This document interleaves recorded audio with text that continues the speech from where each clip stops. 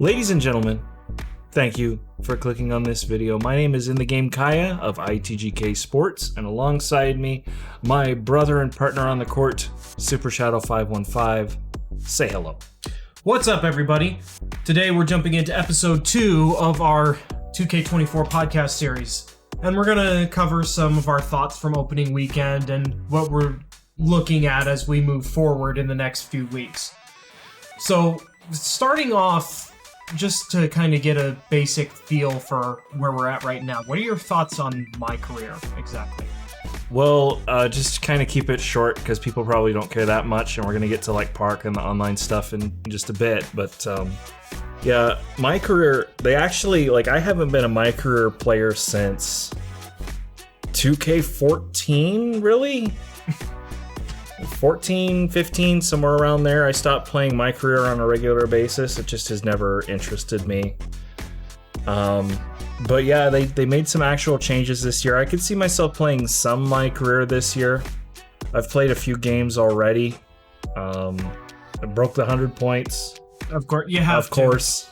I did it on rookie difficulty just so I could get like the GOAT progress on it because I didn't really care. You get some VC for getting the reaching those thresholds and such. But yeah, I did that already. But yeah, it's kind of fun. The throwback games are kind of neat. Playing in the old school eras in a my career style was a good idea. I've only done half of them. I think there's 4 and I've done 2. But yeah, those are pretty cool. I am looking forward to playing some more my career, but it's not going to be a focus for me this year. Right. Like I said, I was going to try and branch out and play just about every mode. That includes offline my career, or quote unquote offline my career. But yeah, it's all right. Honestly, I've always been more of a my career guy than you. Now that's slowed down with the inclusion of playing online, but I've played my career every year since, the NBA games side of my career every year since 2K11. Mm-hmm. I enjoy it for some reason. Now, this year, I think they've done some really nice things to make it interesting. And one of the things that I would like to note is specifically the key games. It gives you an easy way to progress quickly through the season without feeling like you have to simulate large chunks or just play every single game. Mm-hmm. And you can focus in on those games of, okay, I'm gonna ball out in this one and have a really nice game and get a little extra VC for the key game and stuff like that. So I think it's nice. I also like that when you simulate from key game to key game, your simulated stats are not based on your attributes, but what you're actually putting up in the games that you play. Yeah. So if you're putting up 50 in the games that you play, you're not going to miss out on the MVP award at the end of the year because you simmed more than half of your games. Right. And I saw that when I played my very first game, which of course is a key game. It's like, hey, your first game in the NBA. And I 12-minute quarters, rookie difficulty, I dropped 100. And then I'm simulating games to my next key game, and I'm dropping, 80 points and 10 assists every game. And it's like, wow, okay, this is nice. Another thing, too, there are some non-scheduled key games that pop up, too. I had one of those where it was to set a record for most 50-point games in a row or something like that. So 60. 60-point game? No, mine was 50. Okay. It said 50-point games in a row. I don't know. Anyways, so that's kind of where we're at with my career. It's nice, but let's be honest. Most people that are building a my player are looking to play on. Yep. So let's kind of go through the process a little bit, starting with the builder. What do you think about what you've seen in the builder now that you've actually gotten your hands on it? Well, the builder is, like I said before in episode 1, it's not as nerfed as I thought it was going to be this year. And getting my hands on it, it's not as hard to build a really good build as I thought it was going to be. Now, I've seen some bad builds, even by content creators, trying to put out you should make this build, or this build looks like it would be all right. Okay, bro, you do you. But I've seen this inside center build that's supposed to dominate the paint on offense. Like, that's how they sell it, is it dominates the paint on offense, and it's not even as good as my center build that I built to dominate in the offense. Now, theirs was much better defense, but a lot of people focus very heavily on what a center can do defensively, even if it's a quote-unquote scorer. It's just, it's a different flavor. And you can't build a build that dominates both ends without sacrificing some from each. Right. And that's something that I've noticed about many different kinds of builds this year. If you want to make a two-way build specifically, you have to be very selective about how you build it. So you have a build that gets, 94 perimeter defense and 99 steal. All right, you're a complete lockdown basically at that point. What else can you do? You can almost handle the ball and have a pretty good, 80-something three-point shot, but then you have basically no finishing. It's forcing you to, instead of just having this complete elite in all aspects of the game build, it's forcing you to pick something to sacrifice in or to spread it around so much that you're only good all around, not great all around. Mm-hmm. And honestly, I think that's good for the game. And I was worried, specifically like the 6-6 meta builds that people were looking at making, like, oh boy, this looks like it could be really, really nice. But they're lacking some of that elite movement that makes those builds really hard to guard. So they don't get open as easily, and they're not deadly from the outside or from the interior. They're just kind of like good all around. They're not like super elite. At least that's not the way it looks right now. And that's kind of what I'm seeing when I look at what people are doing with these builds. It's like you see these all-around builds, they can't... Some people are just going to do that, but that's more of a stick skills thing than I built a 93 driving dunk, 92 three-point shot, 97 ball handle build. Mm-hmm. Like, you're not going to just be absolutely elite all around on offense. That's not how a build should work. So now I haven't really tried to build a build like that.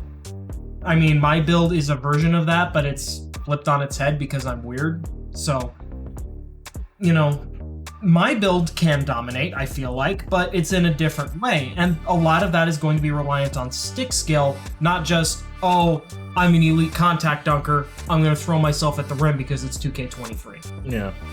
And because the builder's so balanced this year, you've seen a lot of different builds at every position. You've seen some pseudo locks, some 3-and-D, some like... we had a lockdown the other day we played against. It had like a really high dunk and a really high perimeter defense. It couldn't shoot. Yeah, I played against a 1v1 against a guy like that he was a legit two-way player that... I think he had a 3-point shot. He was labeled as a two-way inside-out threat or something like that. 2K is really throwing around the threat label this year. I mean, for crying out loud, I built an off-ball shooter with a 99 3-point shot that's labeled a spot-up threat.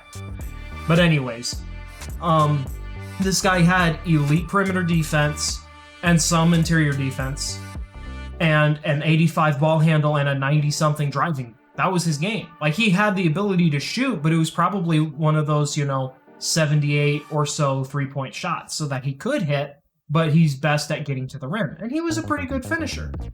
But honestly, as we kind of move this from specifically the builder to what we're seeing in the park between, what we've played against and looking at where the meta's going, I'm seeing a lot of variety, but there's still kind of one group that people are moving towards. And that's the 3-point shot hunters paired with a lock of some kind. One of those 3-and-D wings. Mm-hmm. And then a lot of them have inside bigs as well. Yeah. To screen. The inside big is not quite as common as I thought it was going to be, but it does look like, as of right now, it's the most popular choice for whatever that's worth. But even what I'm seeing is even the inside bigs, a lot of them do have some semblance of jump shot, so they can still spread the floor. Because of course, you're seeing this more than I am because I'm thinking about my point guard matchup, but it seems to me that a lot of bigs can still shoot. Well, you build a builder that allows you to just throw 3-point shot on literally anything, and 3-point shots are so viable that a lot of guys are going to put on at least some kind of 3-point shot. Yeah. I mean, you go max wingspan on a build, you can spike a 3-point shot and still get a high 70s 3-point shot. Or mid 70s or whatever. So yeah, you can build an inside big with a 3-point shot to spread the floor when your point guard's trying to be hero ball. But given the way that shooting is this year, that it's not necessarily ideal for everyone. Right. We'll get into shooting later. Yeah, shooting is definitely a hot topic right now in the 2K community. Screen and roll does, to me, look like the most popular way to play the game right now. And specifically the 3-point shot hunters doing those big sweeping size-up escapes in either direction to hide behind screens and trying to look for a shot. Now, I've only... What was it, 2K20? They did the same thing? 21? 20. For sure, 21. Because remember, everybody was a play shot that could curry slide. Yeah. I will say, at this point, now it's still just been opening weekend, so it's hard to say for certain how much this is going to translate moving forward. But you see these 3-point shot hunters, and very few of them actually are good at hitting a shot. Yeah, that's true. So I can see this is where the meta is going. At least to me, that's what it looks like. That people are going to be relying a lot on 3-point shot hunters. But I still feel like it's not the only way to play. Oh, no, it's not. No. Definitely not. Like, we've tried several different things so far in terms of... We don't have that many builds. I have 2, you have 1, the guy we usually play with has 1. I haven't got his approval to talk about him on the podcast, so I'm not going to do it until I talk to him about it. But one of the guys we usually play with has 1 build. The other guy we usually play with has 1 build. So we haven't done that much, but we've tweaked how we play from game to game, and we've had success playing in a variety of different ways so far. We've done screen and roll games, we've done post-centric games, we've done iso-centric games, we've created in the mid-range, we've run 3 out and just pass the ball around and look for threes. Defense heavy, fast break heavy. We've done all of this stuff and played really well in just about every style except for super slashing heavy, because none of us can dunk yet. I got my close shot, but not my standing dunk yet, and you don't even dunk the ball, you just have a layup. Yep. Which is very interesting, and I think I completely befuddle some people with my lack of dunking rating. Hall of Fame scooper. What's the first badge he gets? 98 ball handle. What's the first badge he gets? Hall of Fame scooper. Hall of Fame scooper. You know what? It works. It works. It's kind of dumb, but it works. Now, talking about that, I have seen, last night, I know, we were playing together, and towards the end of the night, we played against a couple of pretty good teams, and I was struggling to get my layups off. I was getting chased down blocked, I was getting, shut down at the rim, whatever I tried. Yeah, these layups are not overpowered. Layups are definitely not overpowered. But at the same time, I don't have all my badges, my layup rating still goes higher, I only have an 84 right now, it goes up to 88. Which is going to get you some more Hall of Fames, and you can start working other aspects of layups into your game, right? Like hop layups, spin layups, more Euro steps. You already take some, but to me, layups can be useful if you know how to use them. What I'm worried about is that as people, and I've mentioned this to you last night when we were talking about this, as people get better at protecting the rim, lockdowns get their chase down ratings, big men get their anchor, that I'm going to be able to make those layups less and less just because I'm going to get pulled into blocks. Yeah, but your jump shot is also going to get better, which is going to give you an even stronger option further away from the rim. True. And I have seen specifically, and I know some people have mentioned this, floaters are pretty good. I got my float game up to gold last night when we were playing. Floaters are really nice if you know how to use them. But some bigs are used to guarding against slashers that have, taking off from 15 feet away from the basket. Sometimes literally. So they will come out and guard the launch zones, and that floater doesn't work anymore. But that's where you either take the pull-up mid-range or try and slip by them and get a layup in behind them, and then you get chased down. Yeah. So layups are definitely interesting. I wouldn't say they're overpowered, but I am thoroughly enjoying having a layups-only build for finishing. What do you think of the new takeover system? Honestly, I like it. I can see why they split from the old takeover system and decided to try something new. To me, the takeover system, I thought it was maybe not going to be very powerful, but I think what's actually going on is the old boosts to like animations and percentages and stuff that you get still to have an effect. It's just you get to choose whatever takeover you want.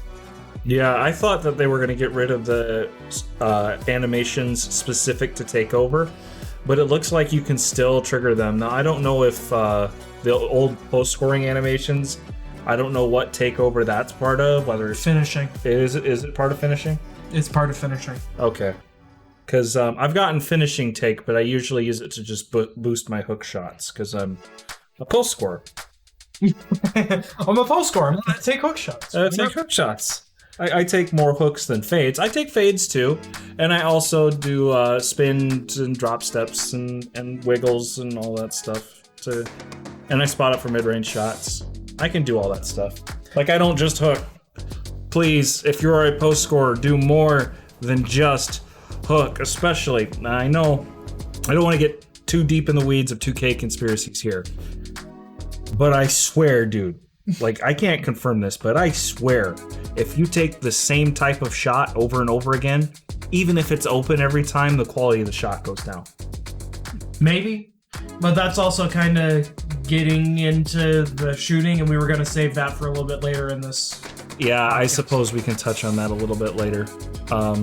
The biggest concern I have with Takeover is the fact that you can just pick whatever you want. And people pointed this out before the game dropped, like, wait, if I'm not a rebounder and I get the defensive rebounding take, what's that gonna mean? Well, you're not gonna be a great rebounder just because you turned it on. That's true. You also get the rebounding icon for turning on defensive takeover. And the more powerful box outs. Yeah, you get all that stuff. So really, it's great for those defensive anchor type of bigs, because they can activate one takeover and get rim protector and glass cleaning takeover at the same time. And don't sleep on physicals takeover. Like, when I saw the game and I saw that list of takeovers, like, oh, these all look nice. Physicals takeover, I'll never use that. I turned it on. I felt like I was moving twice as fast. It was insane. I just shoved people out of the way. I'm sprinting all around the court like a madman. Like, I'm nearly 7 feet tall with my big man, just going crazy. Keeping up with guards all over the floor.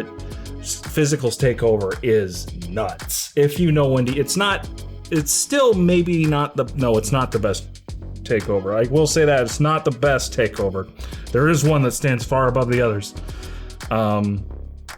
But it is nice. So, like, if you haven't tried Physicals Take, try it out. I think you might like it. However, shooting takeover exists. And it needs patched. Yeah. I haven't seen it personally, but there are reports of people shooting. I've seen the clips. People shooting 50-foot jump shots that are, chucks at the rim and greening on a regular basis. The wrong three-point line in the park, beyond half court in Pro-Am, Rec, and NBA games. Now, you say on specific Hall of Fame difficulty. You talk about Pro-Am 5v5 is Hall of Fame difficulty. Yeah, and people are shooting these ridiculous cold limitless range, not Hall of Fame. Now, you have to admit, these people are investing in a really high three-point shot. Gold limitless range requires a 96 three-point shot. Still. Yeah. So fades from back there. I'm sorry, what? They're hitting fades from back there. with the hand in the area. Patch it. Patch it now. Patch it now. And maybe no, that's bad. This might be worse. We'll leave that up to your interpretation. I have a 25 3-point shot rating. Oh boy. We were winning. I had playmaking takeover active. He had shooting takeover active. Turned it on for the lull and stood in the corner. And I've taken 1 3-point shot online so far. And he greened it with a 25 3-point shot. Now, there's a couple of things to remember about this before people start losing their minds about this. Number one. It was play take to shot. It was play take to shooting take. So it's the maximum takeover boost that you can get for that situation. Number two, your big man has a good mid-range rating. And 82? 82. So that means you actually have a decent jump shot. You have catch and shoot and open looks. Now, they're probably only on bronze, yeah. but you still have badges boosting that and a decent jump shot enemy. So again, I will say, before people start losing their minds that somebody greened with a 25 3-point shot, remember, he was already a shooting big from mid-range. I can't confirm this, but I have a build that's a much better mid-range shooter than 3-point shooter. It's 92 to 73, 72. 92, well, it's 86 right now to 72. I feel like your mid-range rating does have some effect on your 3-point shooting in the corner specifically. I think it has for years. Still. So you're talking the absolute best case scenario for somebody to hit with a 25 3-point rating in the corner. That being said, you made it with a 25 3-point rating in the corner. Yeah. Ben Simmons splashing. There's one thing I didn't think about. My build only has Bronze Dimer. So, actually it might not even have Bronze Dimer yet. No, it has Bronze Dimer. Yeah, I got my pass accuracy up high enough for Bronze Dimer. But if you had a build with Half Dimer, that would be even better. The question is, how regularly could you hit that shot? We don't know. We haven't tested. We don't know. We only tried it the once. Is it the kind of thing where you look at a build like that and it's like, okay, you managed to time it absolutely perfectly and you can green a shot like 10% of the time, and I just happen to get the 1 You just happen to get the 1 in 10. We don't know. We don't know. It's just remember. At the very least, we can sit on that because you and I will have time to test that in the coming days. But at the very least, half-court shots need to be patched. Yeah, seriously. The ridiculous half-court shots with shooting takeover needs to be patched. It absolutely needs to be patched. People are gonna go crazy putting the clips of this on TikTok, but for crying out loud, this is not balanced. It needs patched. If you have shooting takeover and the shot is wide open from NBA half-court, I could see it being like a 20-25% shot, maybe 30%. If you're an elite shooter. If you've got like gold or Hall of Fame limitless range, yeah. And if you don't even have gold limitless range, it should just be a chuck. It should just be a football toss. You mean if you're at half court? Yeah. So not what used to be the limits of limitless range from like the edge of the jump ball circle, which is a step or two closer to the rim. That was last year's limitless range. This year it is all the way back to half court. And even beyond, apparently. I haven't tried it, but there are some people out there that have done it. You know, I could probably test my spot up threat build, give it shooting takeover, because obviously it's going to get it, and see what it's like. Now, that part of shooting is broken. The shooting this year is weird, man. It is weird. I want to say it's bad, but it's not bad. No. There are aspects of it that are really good, but it's not great. And I think I know I have an idea anyway. It's a theory as to what's going on as we move away from shooting takeover to specifically just shooting in general. This is a big thing in the community right now. To me, this is something I noticed. Now again, my point guard that I'm starting the year with has an 86 mid-range right now and a 72 3-point shot. And it seems like my shot timing is all over the place. I release the ball at the same point in the animation, and I'll green it on one shot, I'll get slightly early on the second shot, and I'll get late on the third shot. But then we were doing this in a Gatorade, a Gatorade practice court, just testing, seeing how it feels, because I had just gotten my 3-point rating done. It's like I cannot time a 3-point shot. Can't time it. I take one step into mid-range. Green. Just shot after shot after shot. What that tells me is your stability of timing is possibly tied to your rating, not just your animation. So the timing stability helps with your shooting timing, but having a higher rating also helps to make that shot more consistent, not just more likely to go in. Yeah. Now, is that actually the case? I don't know. I've only played the game for 3 days. So, and I don't take enough jump shots. Like I'm hitting my mid ranges that I feel like I should hit, and I haven't quite nailed down my jump shot yet, but I hit more often than not when I'm open. Right. And that's not really like it's item number 5 or 6 in my bag. It's not a primary weapon of mine. Now, something I'm going to stress about shooting for people, remember, the bulk of people online don't have their shooting badges yet. So for you guys that are out there, it's like, oh, I've got an 85 free ball and I can't consistently hit my shot. That's true. But you're also shooting with, bronze agent 3s, bronze open looks, bronze catch and shoot, bronze claymore, bronze corner specialist. Your shooting badges do have a huge effect. That's why people stack their badges. The guys we have played against that have builds in the mid 90s and have their badges, those are the guys that are better. They're way better at shooting. Now, there's 2 parts of that. Number 1, if you have a build that's in the mid 90s, you've been playing the game at this point. Number 2, those guys, because they've been playing a lot, not only know their shot timing and have a good feel for the game, but they have their badges. And their hot zones. And possibly lethal zone. Lethal zones. Lethal zones are really interesting. We'll have to see what happens when you actually get a lethal zone. I haven't gotten one yet. I think you can only have 2 max. I think. If I read the instructions right. Interesting. Now the game, you can only do the workout in 1 week, so there's only some people that have lethal zones and they only have 2 because the game hasn't been out for more than a week yet. I don't know if you can progress more zones to lethal or not. We'll have to see. You know me, I'm going to make that under basket. That's lethal for me. That's me right there. Under basket and pick a close shot zone, I guess, if you can only take 2. Yep. Like right block, I guess. That's kind of your spot if you want it to be, so. So when talking about lethal zones specifically, I can see a lock focusing on, like, say he has to put in the work and he grinds out his 3-point shooting hot zones to make the left corner lethal. And then the big man also grinds out his hot zones to get the right corner lethal. And then they have designated hot zones. I can totally see people doing that.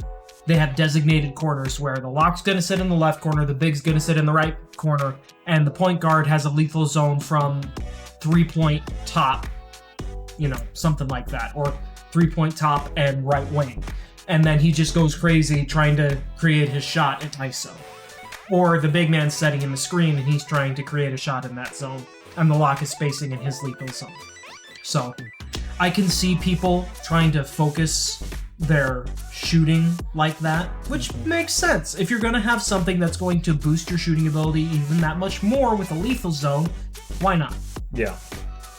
But shooting it's still inconsistent for a lot of people. Some people think that it's completely busted, and the shooting slump is a big part of that. It was apparent, according to Mike Wang, it's a myth. According to him, it's a myth. I swear, it feels like it's a real thing. If you miss 3 shots, and they're going to change it to 5, they haven't changed it yet. If you miss 3 shots in a row, you enter a shooting slump. Supposedly, all you get is an additional teammate grade penalty for continuing to shoot when you're in a slump. However, it feels like if you're in a shooting slump, you just can't hit anything. Sometimes even like not wide open, but open layups. Low contest layups will even feel like they're just rolling off the rim. And like I said before, I swear if you take the same shot multiple times, the quality of the shot slowly goes down. Because as a big man playing on All-Star or Superstar in the NBA, grinding out my hook badge, I'll take a dozen or 24 hook shots in a game, and the more I take in a row, it gets harder and harder to time. Maybe I'm just working myself out of time, but I'll start green, green, green, green, and then I'll miss green, miss, green, green, miss, and I'll just start missing more and more. And then I'll go to my fade, and I'll be greening my fades, and I'll be grinding my fade badge, and then the fades start missing and I go back to the hook shot. So you think it might be a case of taking the same type of shot repeatedly could lower your ability to hit it? I think so. And I can kind of understand where you're coming from with that, because I have run into 1v1 games like that, where I will start out the game and make 4 straight mid-range pull-ups, and then suddenly I miss 2 or 3 in a row, and, you know, I just feel like I can't hit anything whatsoever. The question is, if that is the case, does that also count for standstill jump shots?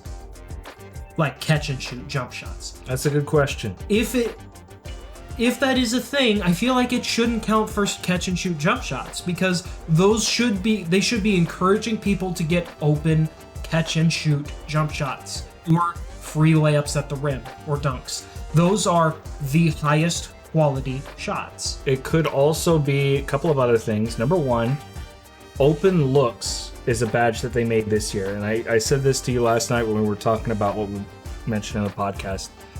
How many people have the open looks badge or have it on a high level? A lot of people are going to have it, but I mean, I have it on bronze. I have grinded it out. I have struggled to get that badge over bronze. Like, I don't think I've even gotten it close to getting it over bronze. So it could be that you're missing open looks because you don't have open looks. And basically what you're saying is open looks is the kind of badge that you need to be consistent at hitting an open jump shot. Potentially. I can see that, because open looks is a badge. So the question is it you need this badge in order to be consistent, or is it just going to improve your ability to hit an open shot if you have the badge? Yeah. The two kind of go hand in hand, but it's kind of different sides of the coin. So, you know, we don't exactly know. Maybe somebody will run a test at some point and we'll have information about it. But at this point, I suppose all we can do for shooting, if it doesn't get, completely wildly patched, is to just say, okay, I know I can hit the shot. I'm going to work on my hot zones, going to work on my jump shot timing, going to work on getting my badges up, and I'm just going to do what I can. And then activate sharp or shooting take and shoot from half court, I guess. Here's another theory. I'm full of theories, so I'm just going to throw this at the wall and see what sticks. 2K intentionally baked in misses. I got one more after this.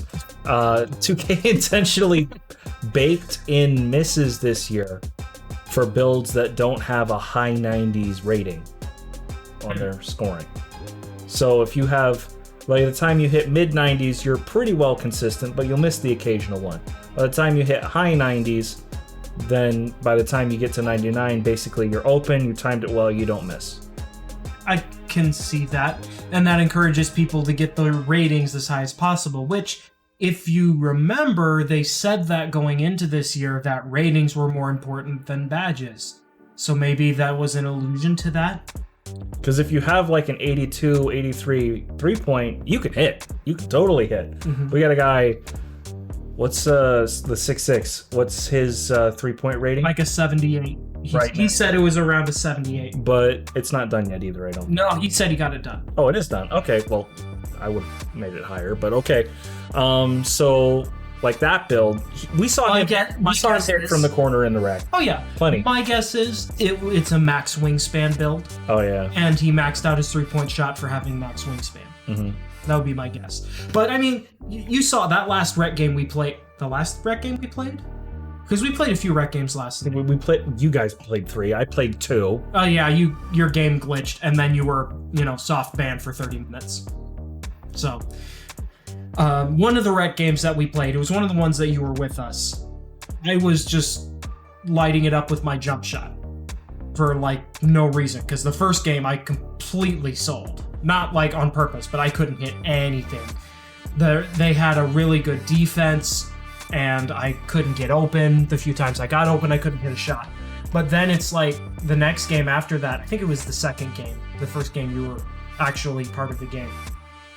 My man was playing off of me a little bit. I was getting some catch and shoots, maybe the occasional mid-range pull-up, and I was shooting pretty efficiently. I think with a 72 and bronze badges, I think I shot 60% from 3 in that game.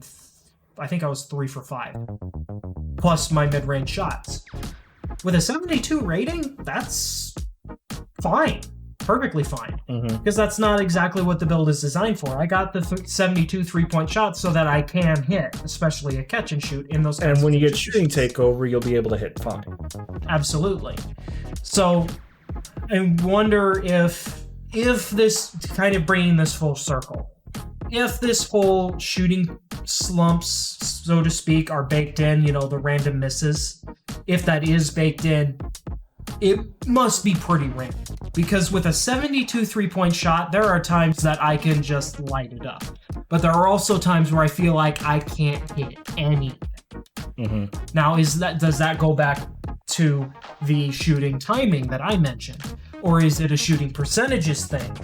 Because I only have a 72 rating. Because remember what I said about when I stepped into mid-range and started taking catch and shoot mid-ranges. There are so many different things that could bake into this. Well, shooting is so complicated because there's so many different systems that tie into it.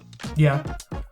My last theory, so we don't spend too long on this, but I do want to touch on this. My last theory is that there's something screwy with the shot quality measuring that... Because you mentioned you turned your bar on thinking you were mistiming your shot. You got this teeny little sliver. Like, okay. And then you take the same shot again and it's bigger. And then it's smaller again. And it looks like you're getting the same shot, but the quality of the shot, according to the meter, is all over the place. There are times where, specifically with my moving mid-ranges, which I do a decent job of getting open looks off of those. Or, I'm a good enough mid-range shooter, ratings-wise, that it's considered open. And one time I take the shot, it says good shot selection. The next time I take the shot, it says bad shot selection when I miss it. So that's probably a case of, for whatever reason, when that green window is bigger, it's a good shot selection. So, the green window is bigger, I'm more likely to hit it. But when I take it and the green window is smaller, then it's a bad shot selection. The question is, why is it varying like that on the same type of shot? Yeah. And people are shooting over contests. Like, what was it we saw last night? 92%? Yeah, somebody greened like a 92% 3-point shot. I'm pretty sure they had shooting takeover. I know, here's one thing I will say about this. Most of the time, now, my build is a no defense build. It gets like a 62 perimeter defense. It's currently like a 55, 56. I just haven't gotten it done. At 6'2", with that kind of perimeter defense, my build is going to get greened on at times. But it seems like to me, most of the time when I do get greened on, it's by somebody that has shooting takeover. So but it is possible to shoot over contest this year. Yeah, it is. It is definitely possible to shoot over contest. I mean, I made a shot over a late contest with my 72 3-point rating in the corner last night. So it is definitely possible. Now it was like, barely a contest, 8% or something like that. But in the past, 8% on a 72 3-point shot was basically a guaranteed miss. You had to shoot when you were wide open. I think possibly what happens is, because you see a lot more of those mid-percentage contests like we didn't see last year. And in the previous years before that. You think they rescaled the contest system? I think they might have finally rescaled the contest system. So those 8, the not open where it's less than 5%, but that 5 to 20% range, isn't your grading of percentage contest. Those are, low quality contests, and a quality shooter can shoot over those. But you can get up to like 40s much more consistently this year. Yeah. So I think that might be part of when you look at the ability to shoot over contests, how contested actually was it? And those really good contested shots, the 40s, 50s, 60s. Only elite shooters. Only elite shooters. And even elite shooters, how many are they? Not a ton. Most of the time when people are making contesteds, it's in that 10 to 20 range. Yeah. And I've hit a couple of contests. I am a post scorer, and before you guys go crying about post scores need patched, they already patched it. You can stop complaining now. Unlike last year, where the contests on hook shots and fades and stuff, well, not fades really, but hook shots was weird, where it felt like it was a little too easy to contest a hook shot, which is essentially an uncontestable shot. That's kind of the idea. This year, they kept the really low contest threshold, but they drastically shrunk the window on those more contested hook shots. So you can still hit them, but it feels a lot more RNG. So elite post-hook shot takers will hit those shots and mix in some fades and other things. But guys that aren't elite at taking post-hooks and just use it like as an option, so you're going to see more like standing dunk bigs, which pure standing dunk. I played against a big with pure standing dunk. He was dunking on me all day. It was crazy. But like standing dunk bigs, rebounders, paint defenders, those kinds of things that are going to have a decently high close shot and the ability to hook if they want. Those guys aren't going to be able to just hit whatever post hooks that they want. Yeah. And I think that's a good way to balance it too. To make it a skill shot. Quality shot, but it's high skill. And basically what they did is they kept the ceiling for post hooks fairly high, but they dropped the floor so that it's not a very easy shot to make. Yep. And the fades feel really nice this year, at least that I've seen.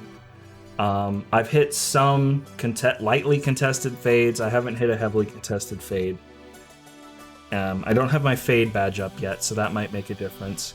But people have been able to contest my fades when they see it coming, and they just outplayed me. They deserve to get the stop.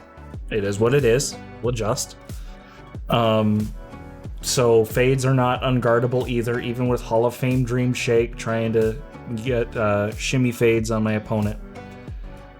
Hop fades aren't just straight cash either, but if you are hopping into space or being selective about the shots that you take, you can be truly elite from that as well. And so being a mid-range shot creator takes a lot of skill and a high rating, but if you have it, you can kill people in the mid-range this year. It was easier to time last year, but harder to get the space. Yep. So it's easier to get the space this year, but harder to time. Yep, I can attest to that. My mid-range shot creation is very streaky because I can get open, even with those little hops, the hop gathers and spin shots and stuff like that. I can get open, but I feel like real-life Allen Iverson. I can take these just under 50% shooting, around 44, 45%. Yeah. Unless you're hot. Unless I'm having a really good game or if I have takeover or something like that. So I told him to start going for more layups to help his shooting percentage and to keep him warm, and that seemed to help a little bit. It comes and goes. Yeah, and don't sleep on the layup rating either this year. Like we already talked about that, but high layup rating, like 88 plus, looking real nice too. Yeah. I think that's pretty much it. Anything we missed you want to mention before we get into our final thing? Not particularly. About the only thing I can think of is talking about our plans for future builds, and I don't think we need to cover that. We're already 45 minutes in at this point. So anything you want to add before we conclude? I built a 99 O board big. It was my second build because we were having trouble getting closing out possessions with rebounds. My post score has a 70 D board and no O board. So we were having trouble closing out possessions on defense and getting second chances on offense. built a 99 O-board build. That thing gets every single rebound, I swear. It's insane. Except for when you faced a fellow 99 O-board big man. But that's expected. You guys are going to split rebound. 99 attributes are expensive this year. And other than 99 strength, unless you're going to go for Hall of Fame brick wall screens, I would say just about every 99 attribute seems like it's going to be worth it this year for the price. It is crazy. The only one I will say you don't really need, talking about it having a 99 attribute, 99 pass accuracy. Because the only thing you get at 99 pass accuracy is Hall of Fame bailout. Now, it's like... Unless you want to be Mr. Maybe. Yeah, unless you want to be Mr. Maybe for you street ballers out there. So the 97 pass accuracy, I believe, gets you Hoff Dimer. 98 gives you Hoff Needle Threader. 99 gives you Hoff Bailout. And to go from 98 to 99 takes like 3 overall points. Each. Or no, it's like 2 and then 3 again. It's like basically one overall point per attribute from like 85 on up, so you have to invest in it. And then when you do get to 99, it jumps like 3 overall points. So, is it really worth 3 overall points just for Hall of Fame bailout? Guys, for those of you listening that are thinking, yes, I need bailout, stop it. Get some help. Don't bail out. Make the right pass first. So, anyways, anything other than your 99 O-board you'd like to mention before we wrap things up? No, I think that's it. We'll circle back on shooting in a future episode and see. Probably next week. I'll at least touch on it next week, I can tell. Yeah. As we continue to play the game, get used to it, get our badges up. We got a late start on Park, so because we had the guys we usually play with were out of town, busy, vacation, work, stuff like that. So it was just the 2 of us. We tried to play rec, squads rec, just 2 people. That was painful. That was absurdly painful. Do not do that. We were a squad of 2 matched with a squad of 3, and the squad of 3 couldn't hit a shot to save any of their lives. And we played against a squad of 5. And we played against a squad of 5. So, yeah, it was bad. So they got back. We finally got started playing, and we're adjusting. We're a little bit behind the curve, but we'll catch up. I do want to start getting into other modes now, and that brings me to my final thing that I want to talk about for today, which is a big project that I've had in the works for about a month. I've been theory crafting this and how exactly I'm going to be doing it, and I have one team done already. As you guys may know, if you play the My NBA mode, My NBA eras, there is an era for every decade from 1984 all the way up to 2024, including 92 season and the 03 season and the 10-11 season. So we started a league in the 10-11 season, which is some roster that I kind of threw together quick.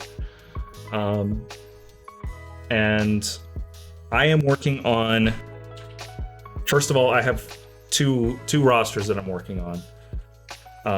The first roster is a modern day roster that allows you to go into the future in My NBA, focusing on young player potential in the NBA. I didn't make many SIG edits. I touched the attributes on a lot of superstars, gave them some extra badges or whatever that I felt was necessary. Touched a few tendencies, but mostly I focused on doing the potential for those young up-and-coming stars, like your Paolo Bancheros and your Victor Wembanyama's and the Chet Holmgrens and those guys. Making sure that when you do... I like how all of the guys that you mentioned are all bigs. No love for Scoot. Anyways, continue. When I see other people, and by other people, I mean mostly Click Productions, but when I see other people do simulations, it feels like all the simulations always end up the same. Even in the current day, because the potential scale, there's a potential scaling system in 2K that will move their potential attribute, or their potential overall, up and down as they progress. But it always tends to be roughly the same. And some players, like Kevin Garnett, notoriously, just don't work anymore. They get to a certain point and they just stop. Well, 2K doesn't know how their own potential system works, so I experimented with the potential scaling in 2K23, ran several tests before 24 dropped, so I knew what I was getting into. I now have it scaled so that they lean the slightly better than even chance that they end up with a specific potential. Let's just take Chet Holmgren as an example, because he's one of the names that I mentioned. Let's just say, and I don't remember what I set it to, but let's just say that he has a 92 potential. He might have a minimum potential of 87 and a max of 95, but he'll most likely be like a 91 to 93. As long as he has enough years before he hits his peak start age to get to that potential, because he can only progress so fast.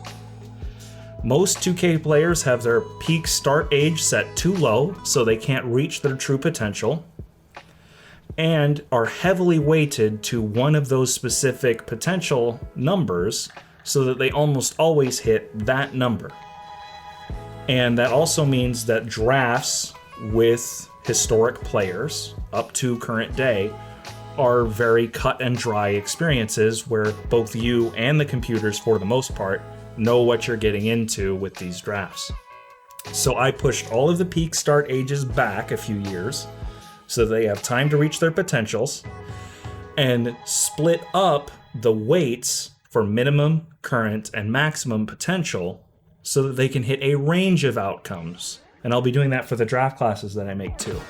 So every time you play it, yes, they will maybe end up as you would expect, but there's also a chance that, let's say you get bust Chet Holmgren. Now he's an 86 overall instead of the 90 to 92 that he was going to be otherwise. And he becomes just basically what he is now, maybe a little bit better. Mm-hmm. And if he ends up busting, yes, it's going to take him until he's 27 to hit his peak instead of 24. It's going to take him until he's 27 to hit his peak, but he's only going to go up 1 overall point every year because you got a bust. And I'm going to do that for all of the historic players. Imagine a league where Michael Jordan is a 95 overall, and as he retires out of the league, quality career, but maybe not the greatest talent to have ever played basketball. You get a draft, the 03 draft, right as he retires. LeBron becomes a 96. D Wade becomes a 92 because he got closer to his bust potential, but not all the way down. And then suddenly Carmelo Anthony is the best player in the draft. Personal bias, I like Carmelo Anthony. I won't let that influence my weights, but you know, it's there was potential for Carmelo to have been the best player in that draft. Yeah. But he was very talented, for sure. And that also means that guys that were busts, like Olubakami or Greg Oden, actually have potential to become something now and may not be busts. And guys that were good, like Lauri Markkanen, became good. What if he never had last year? That was bust Lauri Markkanen that we had before last year. As Bulls fans, you know what Lauri was like. You mean the Chicago Bulls made Lauri Markkanen a bust, and then he went to Utah and they unlocked his potential. After a stint in Cleveland. Oh yeah, I forgot he was in Cleveland. So, complete potential rescaling for all of those future stars. And as I work on the draft classes, all of the draft classes that I make will have that too. Now, the bigger project. I like how you spent like 10 minutes on the last point. I told you that to tell you this. I am creating another era for my NBA eras. It's not in the future, it's further back in the past. The 70s were too weird for me to create an era for because of the ABA split. Basically, the only way you could make an era for the 70s, I feel, is like you have two options. You'd have to have a heavily manicured modern NBA roster. Well, and start in the modern era. The only way you could do, like, pick a starting point is what I'm talking about. You could pick, like, 70, 71 and call it the Kareem era, But that doesn't really feel right, because Kareem didn't really dominate the 70s, even though he was one of the best players. I would have to call it the Kareem era. You would. But I feel like the other option would be 1977, the ABA merger. But that's only a few years removed from the start of the Magic and Bird era. So it's not really worth it. So moving further back, I decided to create a roster starting in 1964. I'm calling it Project 1964. So there were 9 teams in the NBA back then. There are 24 in the 1984 roster. I am going to use 1984 as a base for Project 1964. Those 9 teams will have their rosters, up to 8 players minimum on each roster, ready to go. And then the other 15 teams, because there's 24 teams, so the other 15 teams will have generics that are not 40, 50, 60 overalls, but more in the low 70s up into the high 70s, maybe low 80s range. So that they're not bad complete, teams. They're not complete pushovers, but the other teams are definitely going to win the bulk of their games against these guys. And if you want, you can pick one of those teams and build a team from scratch. They're going to be past their prime players that'll age out of the league in 5 to 10 years. Now, what you could do with them is you take that roster, because when you start a MyNBA, you can readjust the league and you can take it down to 12 teams. You can't do that in 1984. Really. So if you were going to do that, you'd have to start modern. And I'm not creating the modern version of the roster. Interesting. At least not right now. I'm not planning on it. I didn't know that.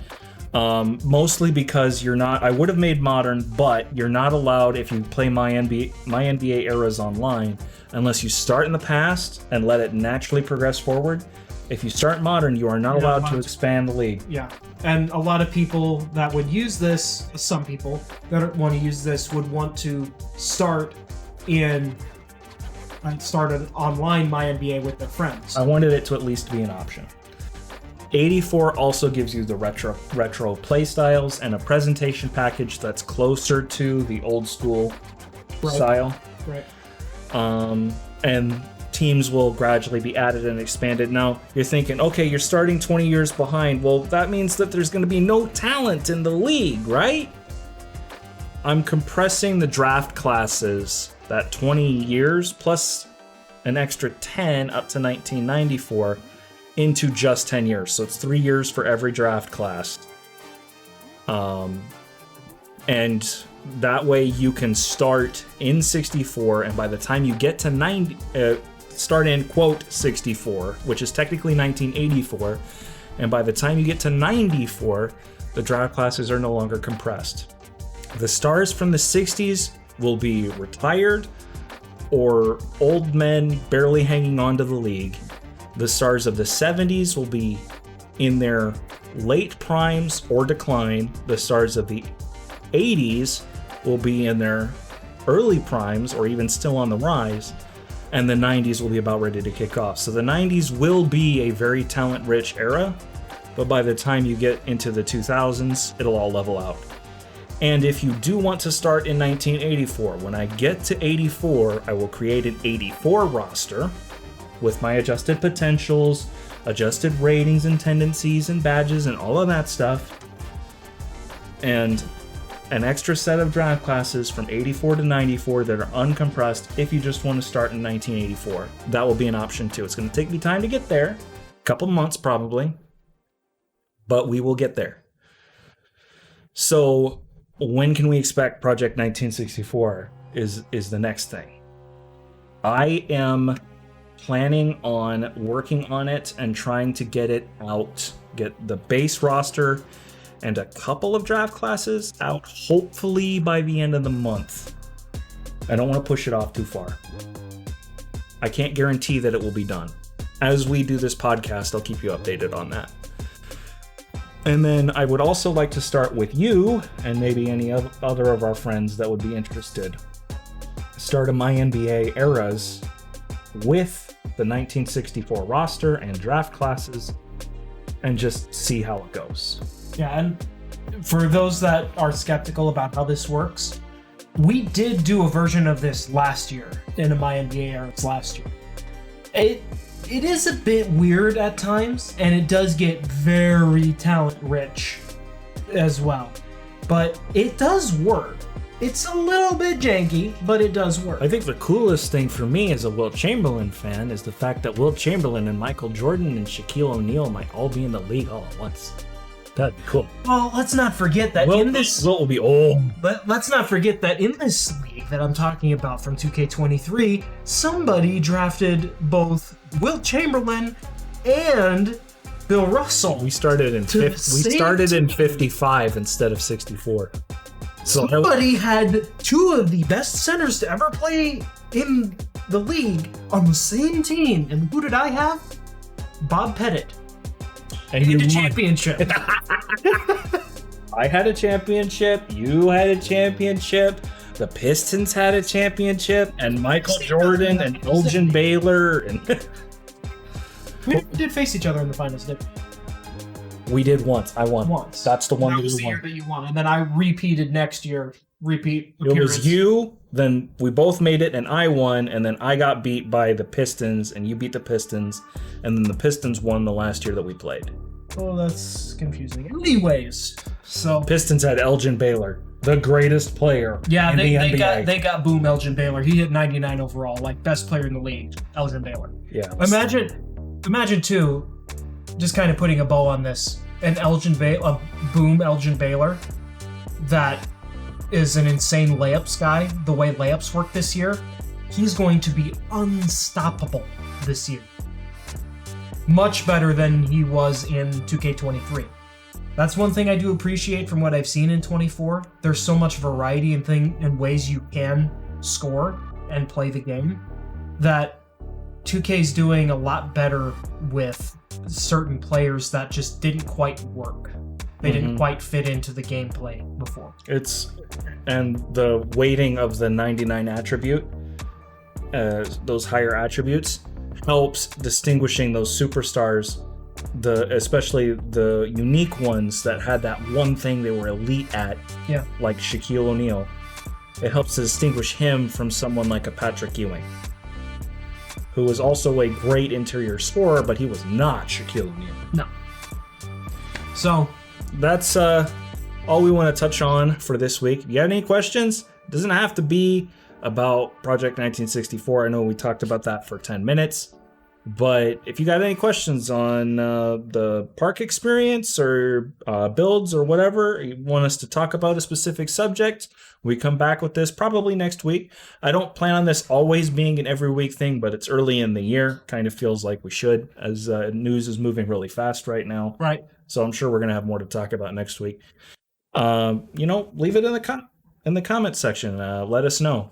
This is a YouTube video, so if you would, please do all the YouTube video things. It'd be very much appreciated. My name is In The Game Kaya of ITGK Sports, and my brother is Super Shadow 515. We will see you next time. See ya.